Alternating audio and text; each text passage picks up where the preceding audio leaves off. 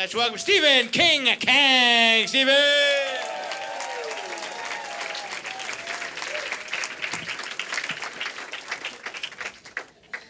Hey everyone. You know what? Things are a bit crazy these days because everyone is just fusing words together. It's a bit out of control. So a friend of mine comes up to me and says, I'm feeling hangry.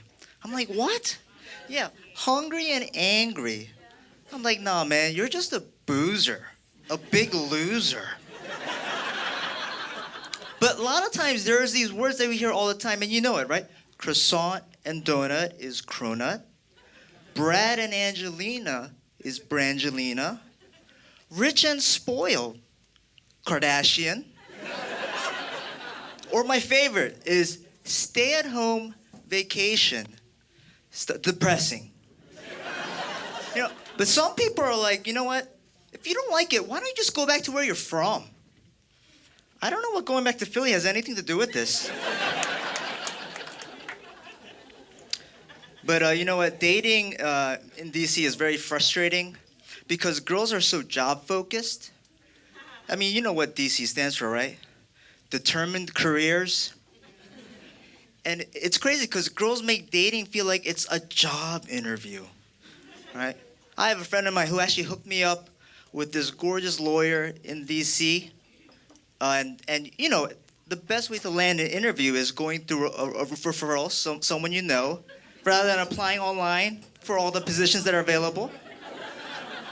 So I meet this girl at this Italian restaurant. I'm all ready to go. I get there on time, and the first thing she says is, "So tell me about yourself." I'm like, where do I start? Well, why don't you start from the beginning?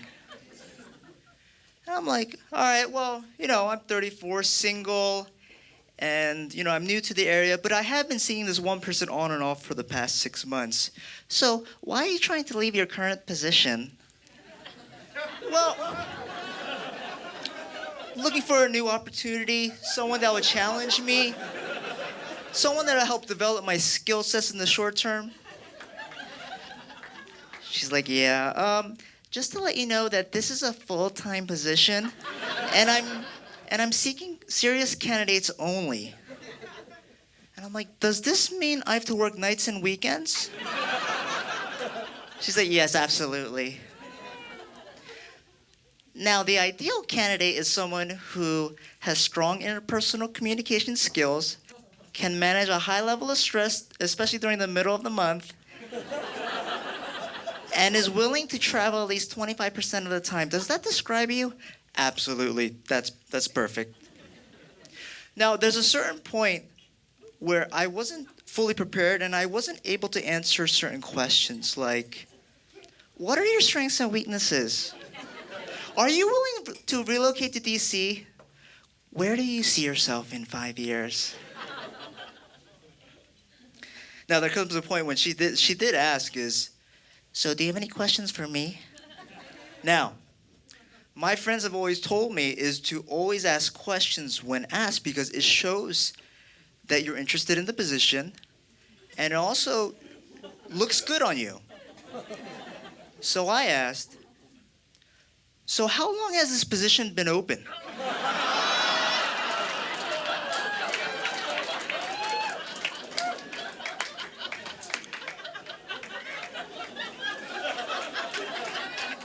Now, at this time, I didn't feel like the interview was really going that well. So then I asked, because I was feeling a bit insecure, so I asked, are there any other candidates interviewing for this position? Finally, we ended the interview, the date, and I was like, hey, thank you so much for taking the time to see me. It's been really great. I have references available if you want them. And then there's always that awkward moment when it's like, do I hug or do I shake her hand? No hug. Keep it cordial. Yeah. But there are those times where you might get a response the same day, right? So I'm walking back home. Right? All of a sudden, I get a text. Ding. It's her. Hi, Steve. Had a really great time. I might have a chance at a second interview. Though I was impressed by your background and experience, I decided to seek suitable candidates elsewhere. Thanks, everybody.